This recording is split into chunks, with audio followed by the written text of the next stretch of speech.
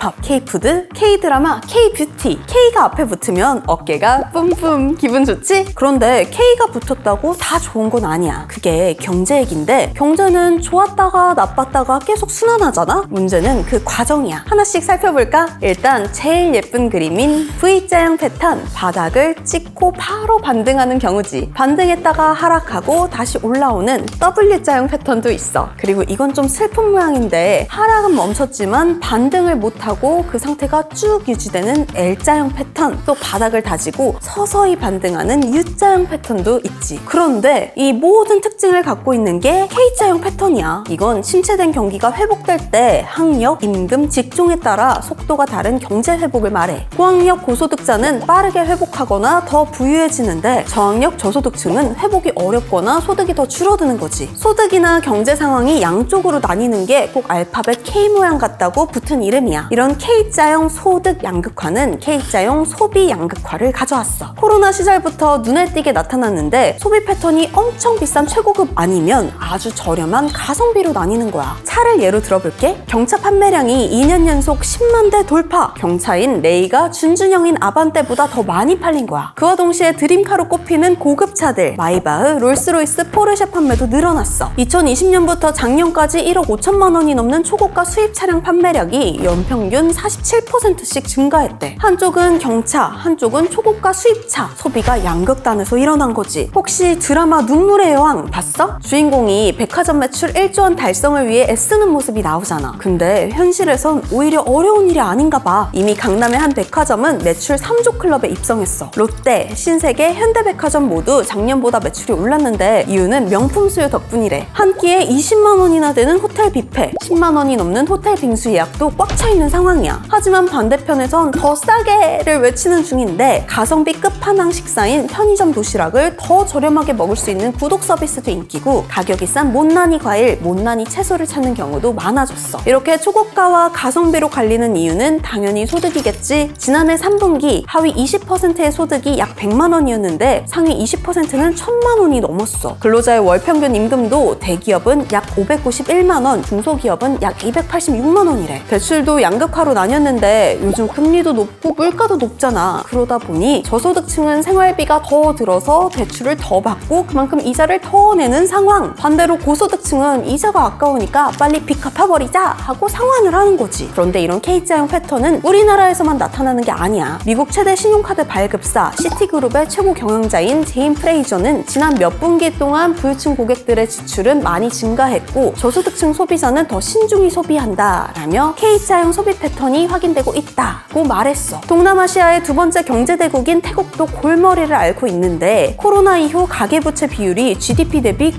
91%까지 상승한 거야. 오죽하면 세타 총리가 취임식 때 태국 경제는 병에 걸린 사람 같다고 했을까? 이렇게 전 세계가 K자형 양극화 때문에 바짝 긴장 중이야. 전문가들은 반등이 뚜렷한 V, U, W자형과는 달리 K자형은 L자형으로 길게 침체되는 중간 단계라고 보거든. 일본의 잃어버린 30년 알지? 전 세계가 그렇게 되면 너무 무섭잖아. 그런데 살짝 다른 시선으로 보면 K가 바닥을 찍고 상승하는 V가 될 수 있지 않을까?